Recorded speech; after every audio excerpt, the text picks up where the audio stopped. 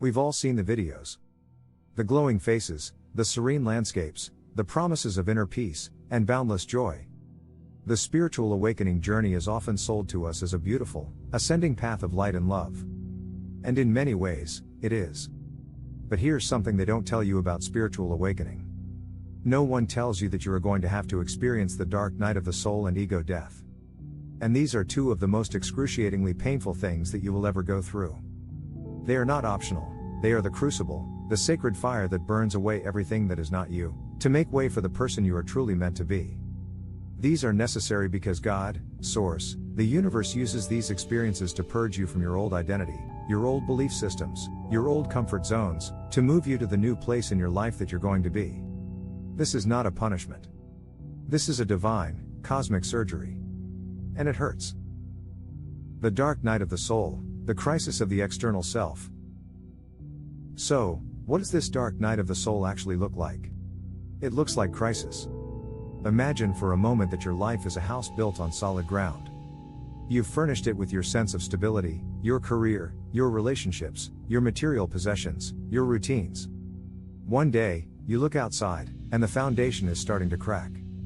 The ground beneath you is giving way. Your sense of stability is gone. This is a crisis orchestrated by the universe itself, and it can manifest in devastating ways. It could look like loss of job, the career you poured your identity into is suddenly gone, and with it, your sense of purpose. Loss of income, the financial security you relied on disappears, and you're left facing a reality you never imagined. Loss of housing, the one place you felt safe, your refuge, is no longer yours. Loss of health, your body, which you took for granted, begins to fail, and you're forced to confront your own mortality. Loss of family and friends, the people you love, your support system, may fall away, either through disagreement, misunderstanding, or physical passing. Everything that brought you comfort before is no longer there. All the crutches you leaned on are suddenly gone. This isn't just a bad season of life, this is a systematic deconstruction of your reality. And here's the kicker, since this is spiritually sourced, there's nothing you can naturally do to stop it. You try everything.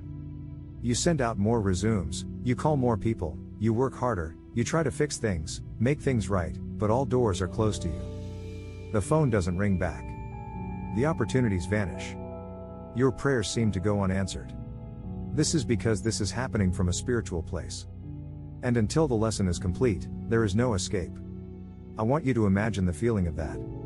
It is excruciatingly painful. It is terrifying. You start to lose your mental health. You think you're crazy because no one can help you, no one understands the depth of your despair. Every human tool you've ever learned to fix a problem is rendered useless, and you are left in a state of absolute powerlessness. The ego death, the dissolution of the inner self. And as if that is not enough, but wait, there's more. Once the external world has crumbled, the spiritual surgery moves inward. You got an ego death coming. And you know what that looks like? Any identity that you have held on to is going to dissolve. Whoever you thought you were, whatever your belief systems were, your occupation, your personality, what you think about yourself, your roles as a provider, a mother, a friend, a leader, whoever you identify as is going to dissolve. This is not just a psychological shift, it's a fundamental recalibration of your entire sense of being. This is another excruciating process. The ego, in its most basic form, is the story we tell ourselves about who we are. It's a beautifully crafted costume we wear in the world. And the ego death is the brutal, compassionate removal of that costume, thread by thread.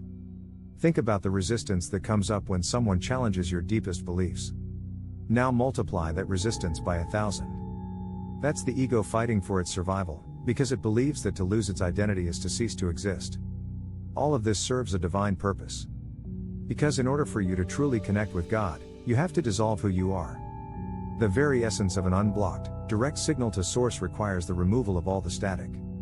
Your belief systems, your religious belief systems, the societal and cultural programming that you have, all of that is static. It's the filter you look through, not the unfiltered truth. All of that has to go. It must be burned away. The divine purpose and the path of surrender. The process of the dark night of the soul and ego death is the burning away of all of that so that you can connect directly to God. It's the purification of your signal. Imagine a radio dial. You are a radio, and your soul is trying to tune in to God's frequency, but the dial is covered in thick, sticky gunk, the gunk of your ego, your comfort zones, and your programming. The dark night of the soul and ego death are the scraping away of all that gunk. And the only way to get through it is to surrender. That only happens once you surrender to those two processes. The hardest thing to do is surrender and allow yourself to fall to the bottom. Everything in our human nature screams at us to fight, to control, to claw our way back to safety. Surrender feels like defeat. It feels like giving up. But in this process, it's the ultimate act of faith. It's a leap into the void, a full, complete trust that you will be caught. But when you allow yourself to fall to the bottom, that's when you go to the top. That is the cheat code for ego death and the dark night of the soul. Surrender to it. Once you surrender to it, then your connection becomes very, very clear. Your signal becomes clear directly to God. The cosmic static is gone, and for the first time, you are hearing your own soul's truth, unfiltered. Once your signal and connection to God becomes clear, everything changes from you. You no longer need to seek outside validation. You no longer need to chase fleeting comfort. Instead, you walk in gratitude. You walk in peace. You walk in true love. You see the world differently because you are no longer seeing it through the limited lens of your ego. This is where many on the spiritual path stumble. You have a lot of people that have awakened and said, "I've awakened and this world is horrible and I hate people now, so I'm just going to go into seclusion." And I say to those people, you haven't had your dark night of the soul moment yet. You haven't had your ego death yet. Because think of how much ego it takes to say the world is horrible except for me. Think about that. Think about the incredible amount of spiritual pride and self-righteousness it takes to declare that you, and you alone, have the pure vision, and everyone else is flawed. Your ego death is going to show you that you are horrible too. You have stuff too. It's the ultimate lesson in humility. It shows you your own shadow, your own pain, your own capacity for ugliness. And in doing so, it opens your heart to the humanity of others. It gives you true compassion, because you can say, "I know what it's like to be flawed. I know what it's like to be in pain." This journey is not about becoming perfect. It is about becoming whole.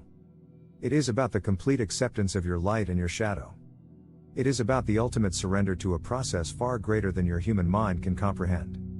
When you finally hit the bottom, you find that the bottom is actually a trampoline, and you spring back up, but you are a new person entirely, one walking with an open heart and a clear, unwavering signal to the divine.